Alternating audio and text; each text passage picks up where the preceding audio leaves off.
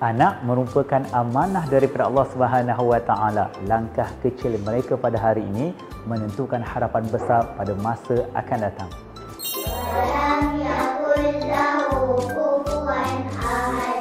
Di Tadika Al-Baghdadi kami percaya pendidikan awal kanak-kanak bukan tertumpu kepada mengira, membaca dan menulis sahaja, tetapi bagaimana cara nak memasukkan Al-Quran yang suci bersih di dalam hati mereka.